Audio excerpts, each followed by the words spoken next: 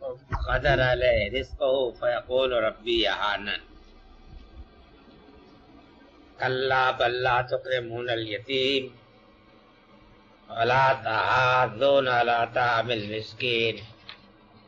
وتأکلون التراث اکلا لما وتحبون المال حبا جما۔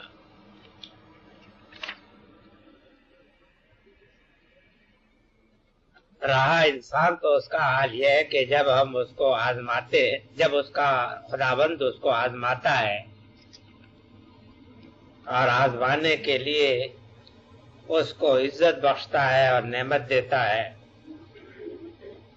تب تو وہ کہتا ہے کہ میرے رب نے میری عزت بڑھائی، اور جب وہ اس کو جانچتا ہے اور اس کے اوپر اس کے رزق کو تنگ کر دیتا ہے تو وہ کہتا ہے کہ میرے رب نے مجھے ذلیل کر ڈالا۔ ہرگز نہیں، بلکہ تم لوگ وہ ہو کہ یتیموں کی عزت نہیں کرتے، مسکینوں کو کھلانے پر لوگوں کو نہیں ابھارتے، اور میراث ہڑپ کر کے کھاتے ہو اور مال کے رسیا ہو۔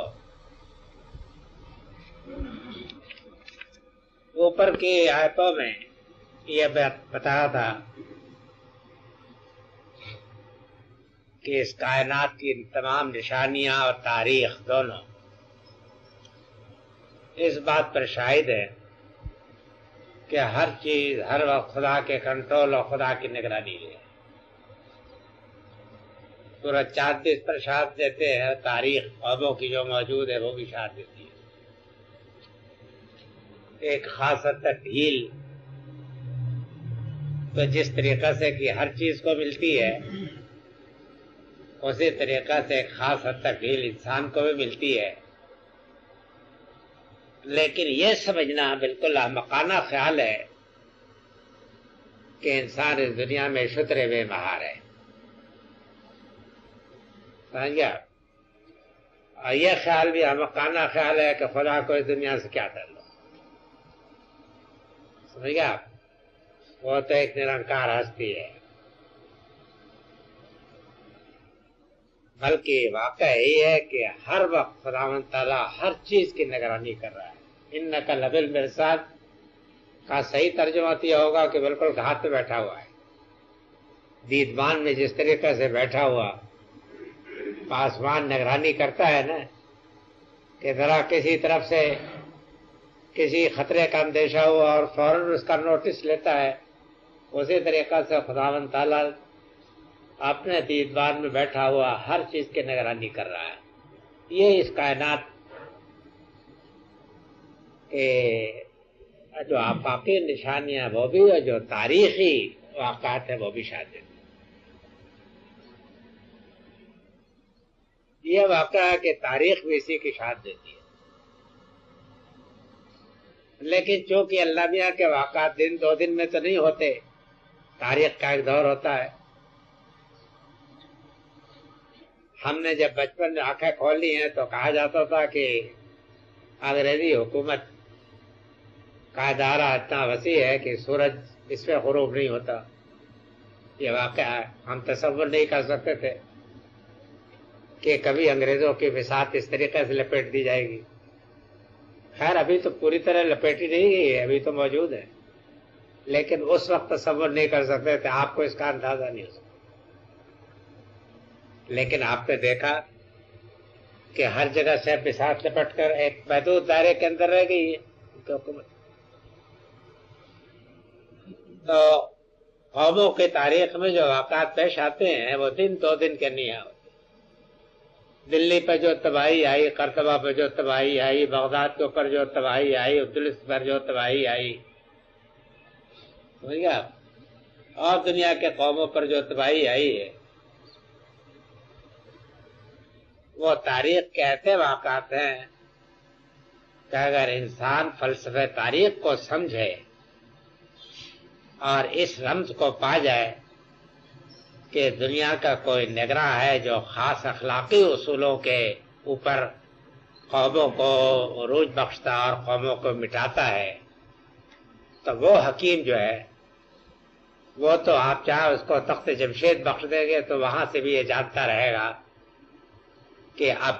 اس قوم کا حشر یہ ہونے والا ہے، جیسے کہ پیغمبر بتاتا ہے کہ نہیں بتاتا ہے۔ عین عروج کے زمانے میں ایک پیغمبر جو ہے یا ایک حکیم انذار کر دیتا ہے کہ تمہارا بیڑا غرق ہونے والا ہے، لوگ اس کو پاگل قرار دیتے ہیں، اور بعض مرتبہ خود اتنے پاگل ہو جاتے ہیں کہ اس کو لے جا کے پھانسی دے دیتی کہ یہ ہمارے بریل کو تباہ کر رہا ہے، ہماری آئندہ نسلوں کو بالکل بے جان کر رہا ہے۔ حالانکہ بریل کو صحیح زندہ کرنے والا وہی ہوتا ہے، لیکن اس کو پہلا زہر کا پی لینا پڑتا ہے صبر کر کے۔ اس کی وجہ یہ ہے کہ اندھوں کو یہ دکھا دینا کہ ان موٹے اور فربے جسموں کے اندر اتنے سرطان، اتنے 100 قسم کے سرطان چھپے ہوئے ہیں جن کا کوئی علاج نہیں دنیا میں ہے، ڈاکٹر جن سے مایوس ہے، یہ بہت مشکل ہوتا ہے۔ وہ خوردبین تو ایجاد ہو گئی ہے کہ جو بتا دیتی ہے کہ کہاں کا یہ سرطان ہے، لیکن اخلاقی سرطانوں کے جو اثرات ہیں ان کو تو صرف پیغمبر ہی بتاتا ہے یا کوئی حکیم بتاتا ہے، ہر ایک نہیں بتا سکتا، تو لوگوں کو نہیں معلوم ہوتا یہ، اس وجہ سے وہ باور نہیں کرتے۔ سمجھ گیا؟ وہ سمجھتے یہ ہیں کہ ہمارے قلعوں میں کہاں سے دراڑ پڑ سکتی ہے، ہمارے تمدن میں کو کہاں سے کوئی نقصان پہنچ سکتا ہے، ہماری سطوت اور عظمت کو کون چیلنج کر سکتا ہے، وہ خود یہ سمجھتے ہیں۔ اور اگر کوئی یہ بات کہتا ہے تو اس کو خاطر میں نہیں لاتے۔ ملاؤں کی باتیں تو اس وجہ سے نہیں خاطر میں لاتے کہ واقعہ کہ ان کی تو سنی سنائی بات ہوتی ہے، ان کو خود اپنی بات پر عقیدہ نہیں ہے۔ وہ بايقین ملا ہی اب نہیں پیدا ہوتے کہ جو لوگوں کو کہے اور ان کے دلوں پر اترے، وہ تو سنی سنائی بات کرتے، لیکن کوئی دوسرا بھی کہے جب بھی وہ نہیں سنتے۔ اس کی وجہ یہ ہے کہ ان کو اپنے ظاہر کا موٹاپا نظر آتا ہے، ان کو اپنے باطن کے وہ امراض جو ہوتے ہیں اخلاقی وہ نظر نہیں آتے، مشکل ہوتا۔ لیکن اللہ بھی نے آگاہ کیا ہے کہ یاد رکھو کہ خدا ہر وقت ہاتھ میں ہے، وہ دیکھتا رہتا ہے کہ قوم کا بگاڑ کس نقطے پر پہنچا، اور وہی ٹھیک جانتا ہے کہ کب کسی قوم کی اجل مقدر اجل مسمى آئی۔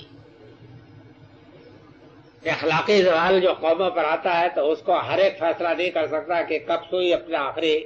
نقطے پر پہنچ گئی۔ جب آ جاتی ہے تو اللہ تعالیٰ جانتا ہے کہ اب اس قوم کو فنا ہو جانا چاہیے، اور فنا ہو جاتی ہے۔ چنانچہ ماضی کی نہایت شاندار قوموں کو جو آج کی نہایت بلند قوموں کے ساتھ رکھی جا سکتی ہے ذکر کے طور پر، اب ظاہر ہے کہ ماضی کی سائنس میں آج کی سائنس میں بڑا فرق ہو گیا ہے آسمان زمین کا، لیکن بہرحال یہ قومیں جن کا ذکر کیا ہے یہ ماضی کی شاندار قومیں۔ مصر والوں کو بھی اپنے تمدن پر بڑا ناز تھا، اور فرعون تو شاید مستقل فوجوں کا کے رکھنے کے نظام کا بانیوں میں سے، عاد و ثمود وغیرہ بھی انہوں نے بھی اپنے تمدن میں بڑی ترقی کی، لیکن اللہ تعالیٰ نے ان کو چشم زدن میں خس و خاشاک کے طریقہ سے اڑا دیا، بالکل غائب کر دیا۔ اب یہ ظاہر ہے کہ اتفاقی واقعات تو نہیں ہیں، یہ ایک نظام کے تحت آئے ہیں۔ اس میں اصل عامل کی حیثیت اخلاقی عروج اور اخلاقی زوال کو رہی ہے، یہ تو آپ مانتے ہیں نا۔ اب یہ نظریہ چاہے کتنی کمزور ہو گیا، لیکن واقعہ ہے کہ اخلاقی جو عروج اور اخلاقی زوال ہوتا ہے یہی قوموں کے لیے اصل عامل کے کرتا ہے۔ تو فرمایا کہ ان قوموں نے اسی طریقے سے ادھم مچائی تو ہم نے ان پر عذاب کا کوڑا برسایا۔ یاد رکھو کہ خدا ہر وقت ہاتھ میں ہے۔ اب بتایا کہ اصل انسان کی کمزوری کیا ہے۔ فَأَمَّا الْإِنسَانُ إِذَا مَبْتَلَاهُ، انسان کی کمزوری یہ بتائی اللہ میاں نے، اور اللہ میاں سے زیادہ کون جانتا ہے ہماری فطرت کو، کہ اس کا حال یہ ہے کہ یہ آن میں کچھ اور آن میں کچھ، اگر اس کے اوپر اللہ تعالیٰ انعام کرتا ہے، اپنا فضل اس کو بخشتا ہے، تو وہ یہ سمجھنے کے بجائے کہ اللہ تعالیٰ نے میرا امتحان کیا ہے میرے اوپر فضل کر کے، اور وہ یہ چاہتا ہے کہ جو نعمت تجھ سے مجھے بخشی ہے اس نعمت پہ میرا طرز عمل کیا رہتا ہے، یہ سمجھنے کے بجائے وہ یہ غلط فہمی ہے کہ اللہ میاں کیا میری چودرائیت بھی بہت شاندار ہے، مجھ سے ہے کچھ برو، میری شان و بہت، اس لیے دے رہے، یہ میری قابلیت ہے، میری لاقت ہے، وہ اس چکر پر اس کی سمجھ میں یہ بات نہیں آتی کہ یہ میرا امتحان ہے کہ اللہ میاں دیکھ رہے ہیں کہ میں کیا طرز عمل اختیار کرتا ہوں، سمجھ گیا؟ اور اسی طریقہ سے جب اللہ تعالیٰ اس کو پکڑ لیتا ہے اور کسی آزمائش میں ڈال دیتا ہے اور اس کے رزق میں کچھ تنگی ہو جاتی ہے تو فوراً حوصلہ ہار بیٹھتا ہے، جی اللہ میاں نے تو مجھے بالکل ہی ذلیل کر دیا، سمجھ گیا، مجھے بالکل پامال کر دیا، یعنی سارا حوصلہ، سارا عزم، سارا اعتماد سب اس کا ختم ہو جاتا ہے۔ بہرحال یا تو فرح فخور بنتا ہے یا یئوس قنوط بنتا ہے۔ قرآن میں جیسے آیا نا کہ اگر نعمت ملتی ہے تو بڑا فخار، بڑا ڈینگیا، بڑا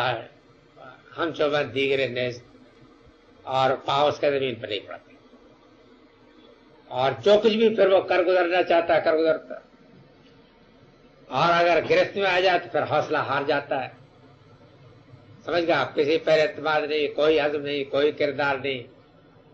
اپنے آپ کو ذلیل سے ذلیل حالت میں ڈال دیتا ہے،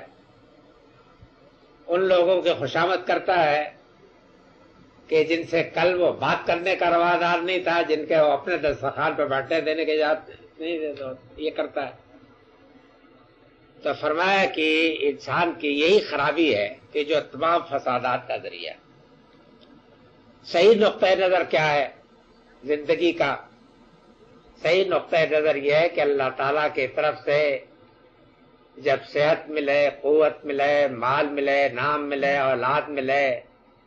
حکومت ملے، ذمہ داری ملے، تو یہ سمجھے کہ یہ خدا کا امتحان، خدا کی طرف سے میرا امتحان ہو رہا ہے کہ میں اس کی بخشی ہوئی نعمتیں پا کر زندگی کا کیا رویہ اختیار کروں، اور اسی پر میری اس دنیا کی زندگی کی کامیابی کا انحصار اور اخروی کامیابی کا انحصار، ورنہ یہاں بھی بیڑا غرق ہو جائے گا اور وہاں تو بہرحال غرق ہو جائے گا، سمجھ گیا؟ اسی طریقہ سے انسان کے لیے یہ بھی ضروری ہے کہ اگر اس کے اوپر کوئی آزمائش آئے، کوئی تکلیف آئے، تنگی آئے، تو اپنے کردار کو پختہ رکھے، اپنے خدا کے اوپر صابر رہے، اپنے عقیدے پر مضبوط قائم رہے، اپنی شان اور اپنی عظمت، اپنی حیثیت انسانی، یا دوسرے لفظوں میں کہیے اپنی خودی، جس کو اقبال کہتے ہیں نا خودی، کہ اپنی خودی کو قائم رکھے، سمجھ گیا؟ سر پہاڑے چل جائے لیکن یہ ہے کہ اپنی شان اور خودی اور اپنے ایمان کو، میں اس کو ایمان کہتا ہوں، کہ اپنے ایمان کو قائم رکھے،